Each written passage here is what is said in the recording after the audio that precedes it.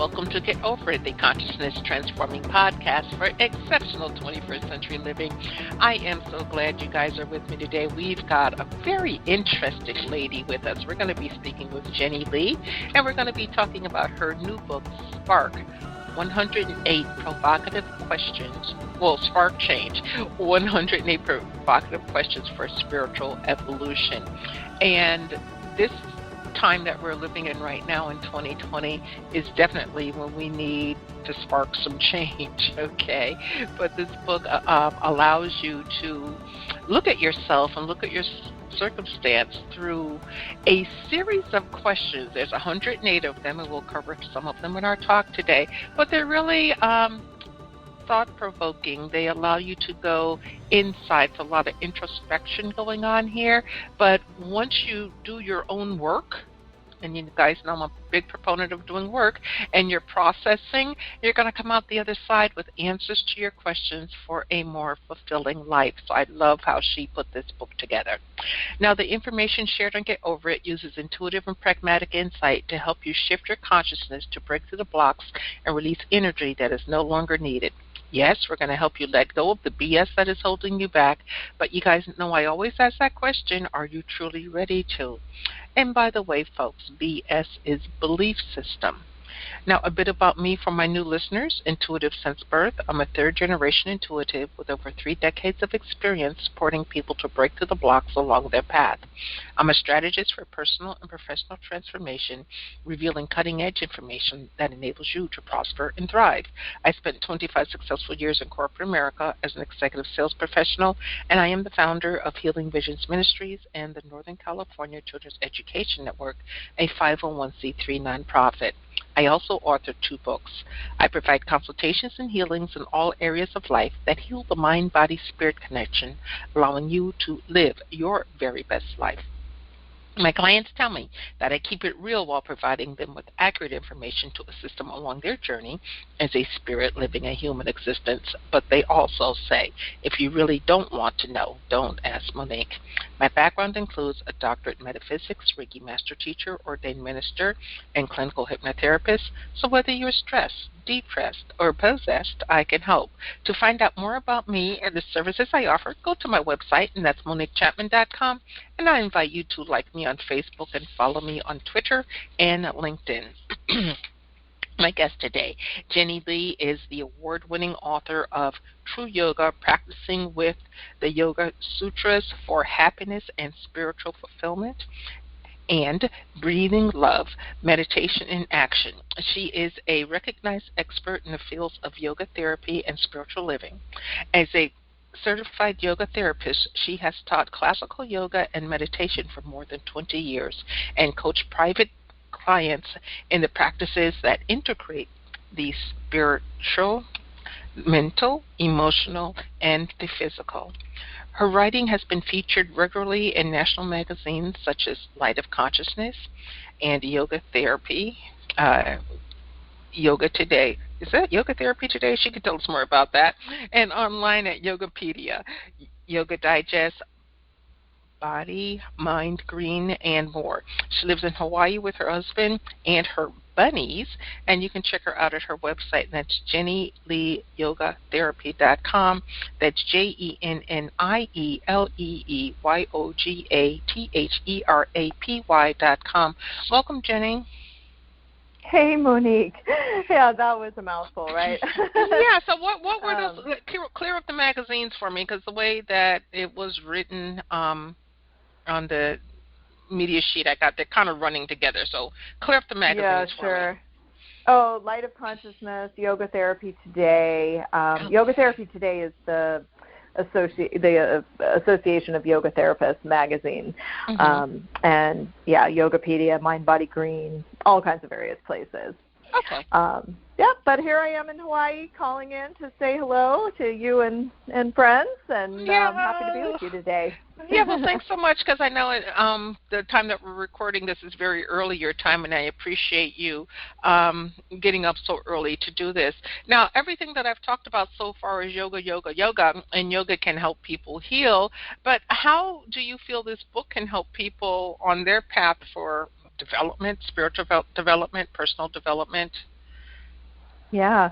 Well, maybe I'll just start by bridging from my my yoga work to this book and how they connect. So, Spark Change, the book that we're here to talk about today, is a book of, as you said, self-reflective questions. And this practice of introspection or self-reflection is a part of the yogic path. In yoga philosophy, they talk about reflecting on the self from multiple different levels. So obviously getting to know our personal story, our history, the kind of things that we would do in psychotherapy, to understand our belief systems and our patterns of behavior and the things that have maybe hung us up in life or been challenging, but then also getting to know our spiritual self. And so what I'm asking people to do in this book, Spark Change, is to really take a look at both levels of self, to get to know themselves better at the human level, but then also to remember that they are a spiritual being and to tap into that. So the subtitle of the book being 108 Provocative Questions for Spiritual Evolution really points to that we are here to grow through all of our experiences, that even the most challenging ones as humans, towards a greater spiritual awareness of who we truly are. And that's definitely the main point of the yogic path. You know, I think lots of people think of yoga just as physical postures, but really the deeper teachings of yoga are very spiritually oriented, and they're very much about getting to know our deep inner nature. Okay. Well, your book, Spark Change, is divided into 12 major themes with 9 questions in each section of, each theme. How can the information in this book help us today, right now, real time, in what we're going through in this very interesting year of 2020? Yeah. You know, I don't think anyone hasn't thought the word change this year sometime. Like, the funny thing is that change is part of life. It is life. You know, life is constant change from birth to death and all the stages that we go through. As you and I were talking about earlier, you know, the time of being the maiden, the time of being the mother, the time of being the crone. And so, you know, we are constantly in change. But people still resist it, and it's so interesting, and it is almost isn't until there's something so critical like what we've been facing this year. And people have experienced the crisis of the pandemic in many different ways. You know, not everyone is having exactly the same experience, but everyone has faced change in some way. And it's change that's been brought to them, forced upon them, if you will, versus self-initiated. And now we're kind of being asked to, well, what are we going to do now? What are we going to do with this all these differences that we're having to deal with, and all of these limitations, and, you know, pivots, as the big word of the day is. How do we change? How do we turn and make something new? How do we transform this time? And so, to me, it is the most critical time to take space and take time to look within, to ask difficult questions. Is this how we want to be living? Do we have systems in place and leaders in place who are fostering our highest good and the values that we uphold? You know, so there's a chapter on values in the book, and this is so fundamental when we're talking about change, because if we don't know what our fundamental values are, then we can't forge a course forward based on those values.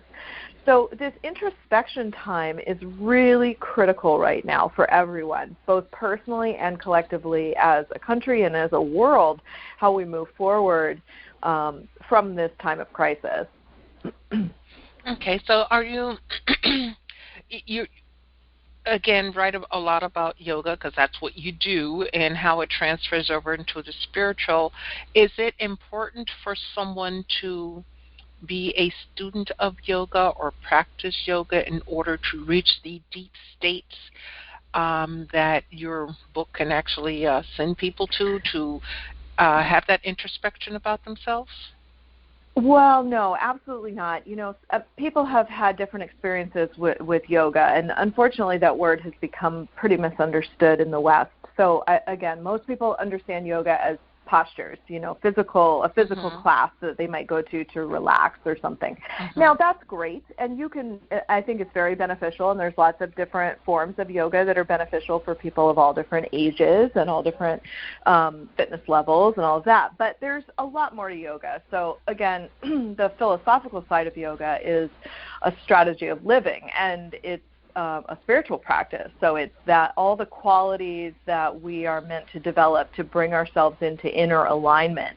And that's really the bridge from, what would be yoga philosophy over to this book. And I wrote Spark Change to speak to a broader audience, an audience that maybe they haven't had any touch with the world of yoga. They don't even care. They're not interested in the postures or meditation. That's fine.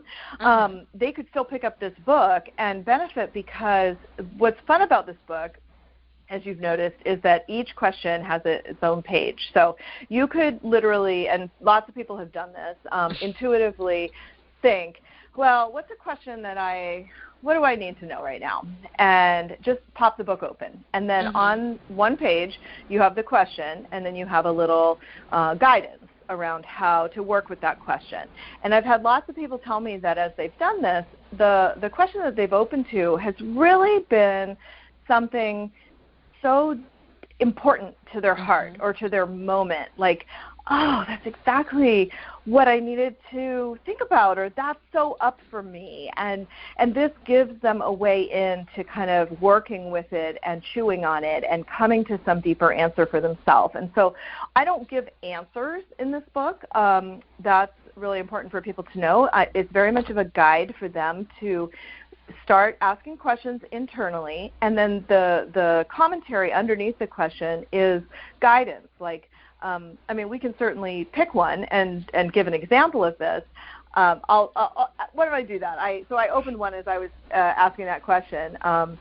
Question 79, what can I learn by accepting that I don't know?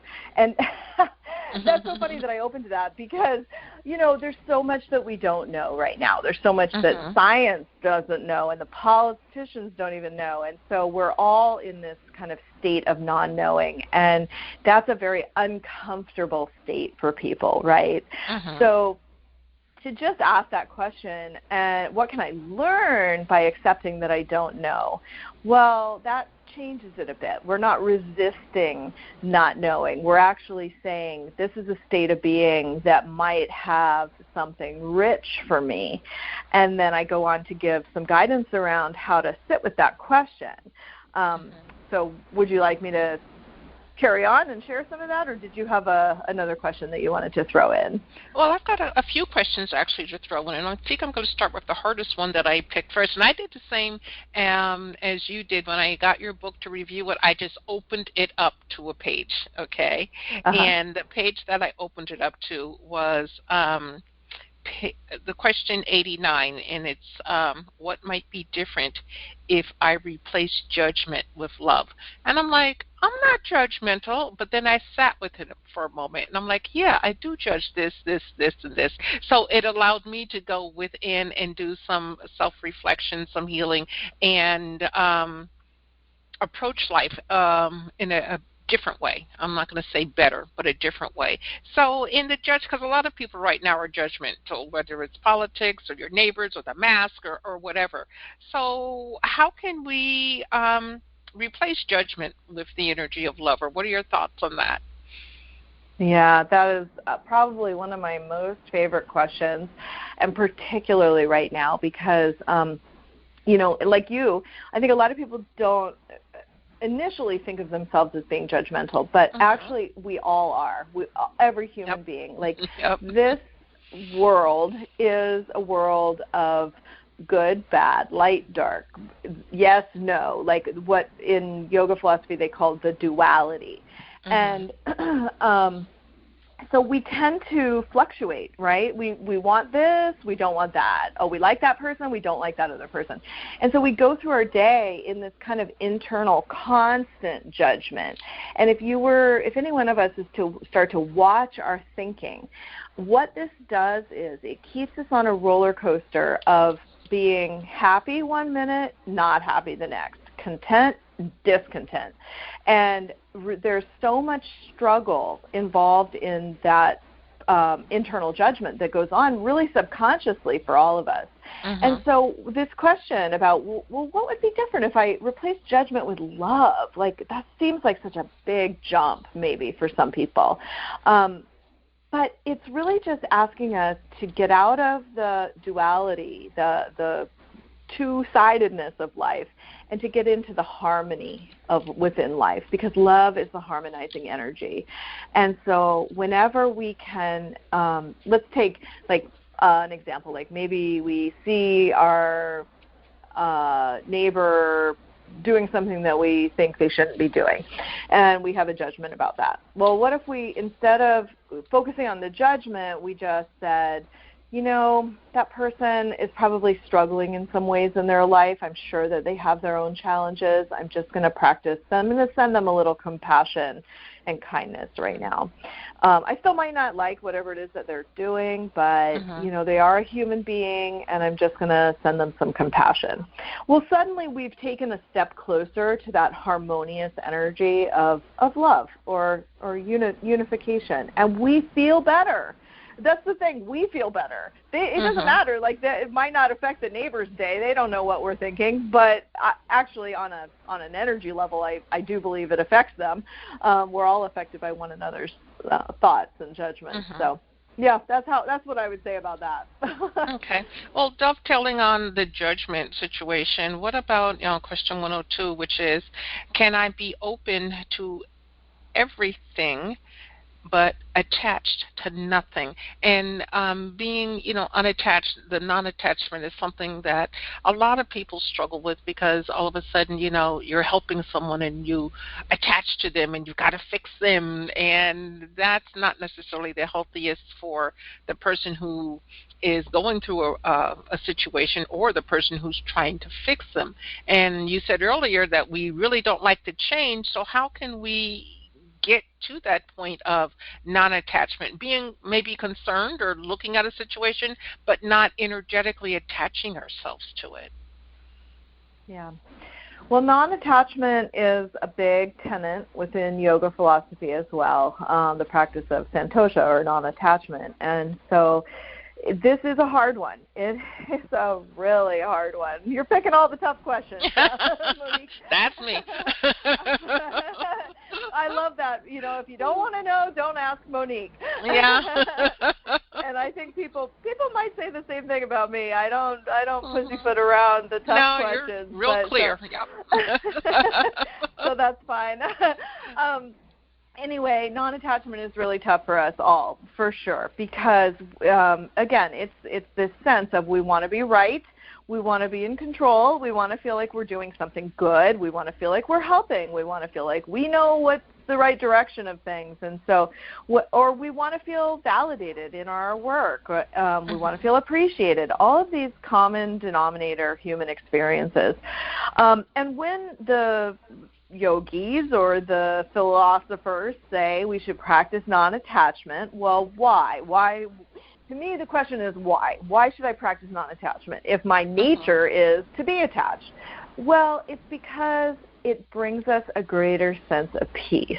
And I know that so I had a circumstance recently. I had a friend really misjudge me in a certain way, and he criticized something that I had written. And, of course, my words, my writing is very deep and dear to my heart. It's an extension of who I am. And so that hurt a lot. And I felt that he really had misunderstood me. And I had to practice non-attachment by letting go of the feeling of hurt. I had to let go of trying to change his opinion. I had to let go of anything ever being different than it was. Like, it may have changed our friendship. I don't know. But I really just had to let go in order to come back into a state of inner peace. Because if I had stayed in the kind of argument with him or trying to prove my point or trying to get him to see things, understand me, then I would have stayed in discomfort and unhappiness and struggle.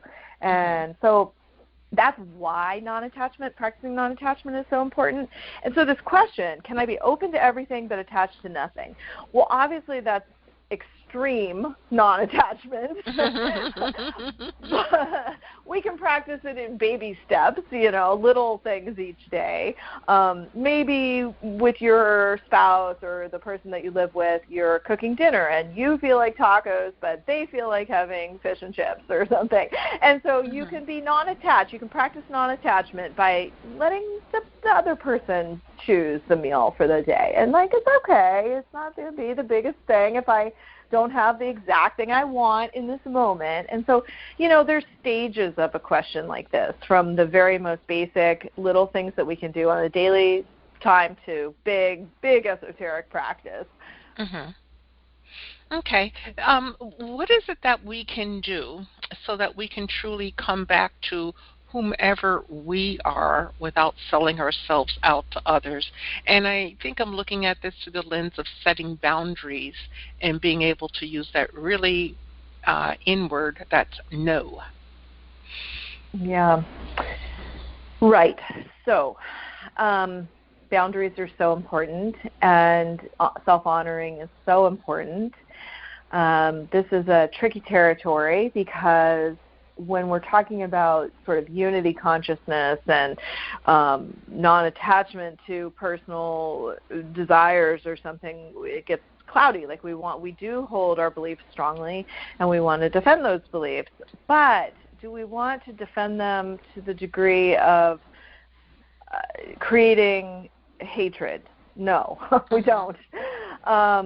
We really need to recognize that although we might have different beliefs from the person sitting across from us, that we're still two human beings having a human experience together. So at a energy level, we are connected. At a belief level, we might be pretty far apart, and we can set appropriate boundaries for our personal safety and for self-honoring, of course. But there's not an easy answer to this, Monique, right? I think you understand where I'm going. Yes. If you'd like me to try to get a more specific example, I can for listeners. They should be able to glean from what you said the answer, because like your book, this is all about introspection and reflection and not necessarily giving a pat answer, because there's no cookie cutter answer for each individual person. But I find that people, especially the last 3 to 6 months, it's been increasingly difficult for them to get a handle on themselves. People have lost a sense of who am I, what's my life purpose, things like that. And your book will help them rediscover who they are. And it's really sound work, but sometimes it's just difficult for people to, get out of that velvet rut and do something a little bit different, because we're so comfortable in our own misery that sometimes we don't necessarily maybe want to change because we're afraid. I mean, what are your thoughts around that? Yeah, so you just mentioned a whole bunch of really important points. You mentioned being comfortable in our own misery, and, I guess I would reframe that just a little bit. We're accustomed to our own misery. I don't know that we're comfortable, because we do tend to gravitate towards the known, right? It's kind of going back to that question about, can I become comfortable with not knowing or the unknown? And so it does take a bit of bravery to kind of step away from what is known, where we get very accustomed to the routines, the kind of, even if it's not good, this is, to take an extreme example, this is often why people stay in really abusive, bad relationships and situations, because they're paralyzed in fear of what the unknown, and what they might have if they were to step away. And change is difficult. It is very difficult. But there are support systems, of course. I mean, there are so many support systems for people to step out of abusive relationships. There are support systems for people trying to make any kind of career change. Excuse me, I need to cough for a second. Okay, no problem. I can understand that. Yeah, I just didn't want to cough right into the microphone. And so it takes a willingness and a courage to say, okay, I know change might be difficult. I know I'm going to be scared as I step out into the unknown, but I'm going to do it anyway. And then take that deep breath and just go, because now is the time. There's no sitting on the sidelines now. The world is changing, and you can either be a part of that change in a positive way, or you can let it steamroller you, and it's just not going to be pretty, in my opinion. So we've got to rise up into our highest purpose, and purpose is a whole chapter in the book, Spark Change, because I do feel that everyone has a purpose. If you're here and you're breathing, you have a purpose. You have something to contribute. You have some way that you can serve and give and connect people in this time. It's so important that we all do that in our own personal ways. Even if it's just that neighborly smile, smiling at your neighbor, or choosing to have a kinder conversation with a family member who might be, say, on a different political track than you, but just have a kinder conversation, a conversation that seeks understanding rather than judgment. Well, how do you seek understanding when the person on the other side is basically being the bully and beating you up about your thoughts and your BS belief system, and they have a need to enforce change upon you, and you're like, no, I don't want this. Well, I think that's when you set the boundary and you walk away, right? So you can't necessarily have a conversation with everyone, and certainly if someone is being a bully or being super narcissistic or just overly pushy with their beliefs and trying to change you, well, that's not right. We can only change ourselves. We can't change anyone else, nor should anyone else trying to change us. So, yeah, that's a perfect example of a time to set a clear personal boundary and say, kindly, I'm sorry, I can't continue this conversation. I respect your beliefs, and I hope that you can respect mine, and I need to go now. And so, yeah, we can't have a conversation with everyone. Okay, so we can just exit and don't have to worry about it. No harsh feelings, just let it go. Yeah, and that's when you practice the non-attachment. It's non-attachment to changing them, non-attachment to their push on you, and just let it go. Because then you move back into a state of peacefulness, and then you can work on yourself again and make the good changes that you need to make for your own life. Okay, so how do you detach from the energy of the, I'm going to say, negative conversation or confrontational conversation that you just had? Because a lot of people, they keep that negative tape running in their minds. I should have said this, whatever, after the fact. So how do you release that? That is such a good question, yes, and it's so important. We have got to do this for our own health, because running the tapes and, like you said, just replaying it and, wow, I should have said this or I could have done that, it's toxic after a while. And the example with my friend that I felt really misjudged me, I spent a long time, wrote an email, he wrote back, and I did this exact practice. I decided I was not going to carry on the conversation. I knew that I would not change his opinion. He was not going to change my opinion. I respect him. I actually very much care about this person, and I want to have a friendship going forward. I can't talk to him right now, and I can't talk to him about this. So I just had to stop.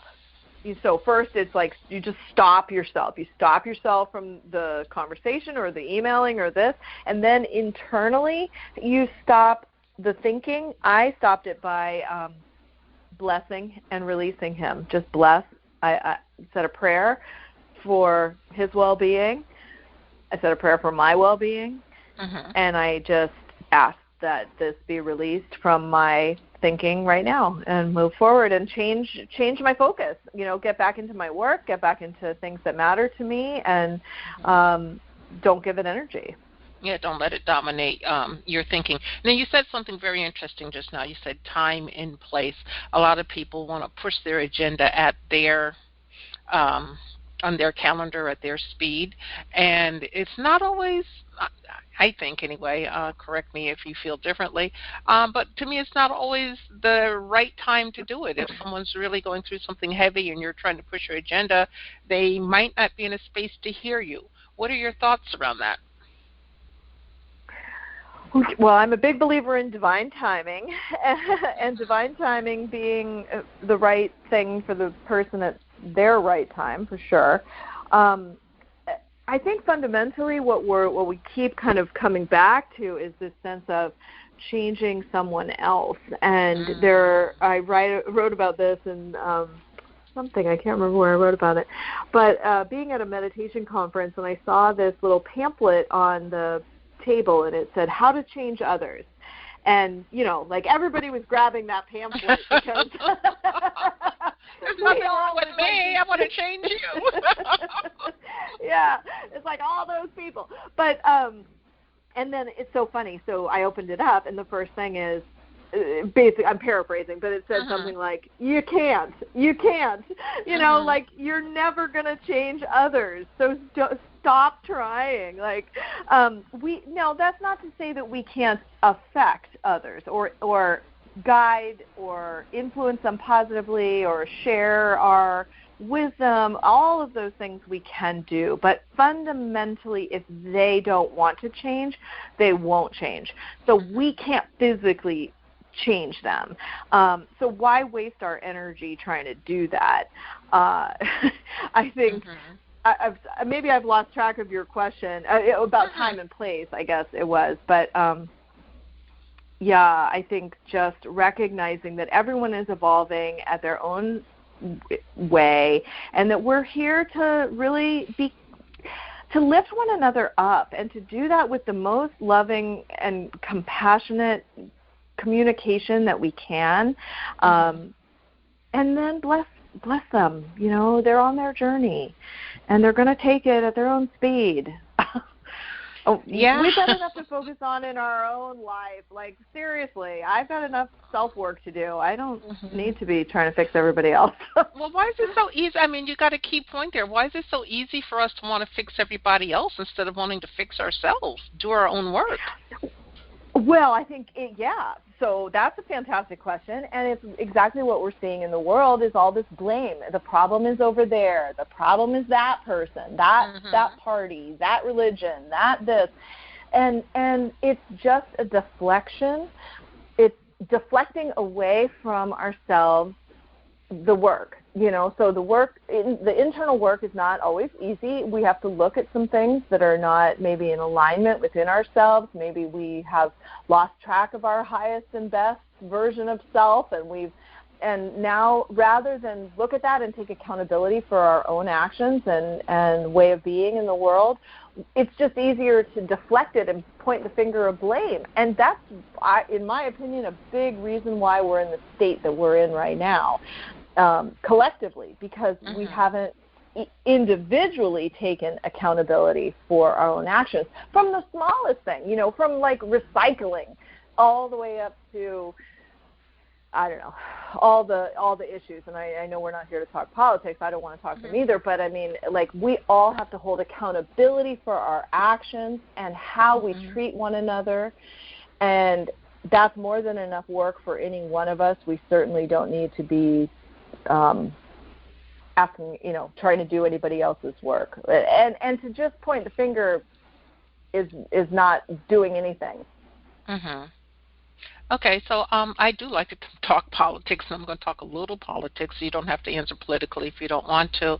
But with what's going on here in the United States with our government, with other governments around the world that are turning into autocrats or dictatorships, if that is a message, an energy that we just don't want to engage in, swim in, be in. What do you feel that people can do to kind of shut that energy down, because it is pretty pervasive right now? And I understand a lot of metaphysical people are saying, well, this has come up so that we can shed light on what's been hidden for so long and, fix it and all of that. But I really think it's something deeper than that. What are your thoughts?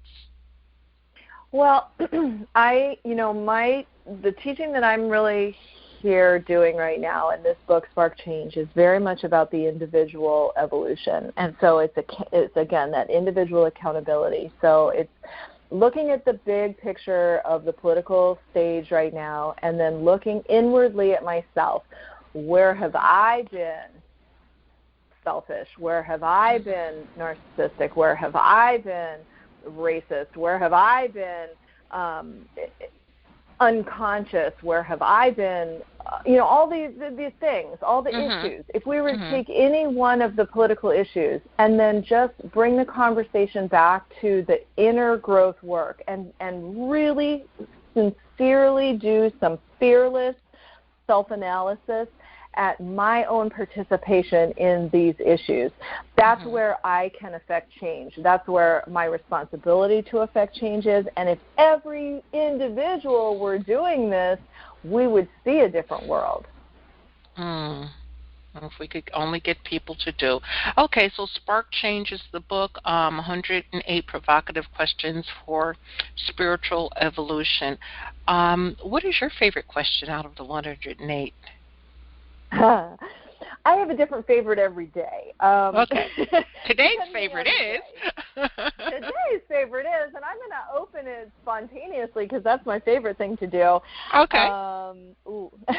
At my core, the question 18, at my core, what do I stand for? At my core, what do I stand for?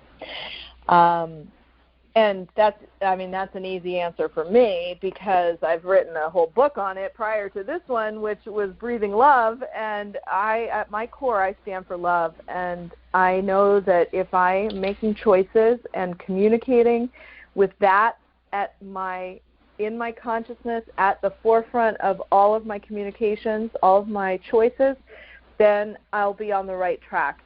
If I lose that focus, if I move into fear or if I move into anger or hatred or, blame or judgment, if I move into any other state, then I will be misaligned in myself and my outer actions will be misaligned as well. So that sense of staying focused on at my core, what do I stand for? And for me, that's love. Okay. That's a great answer.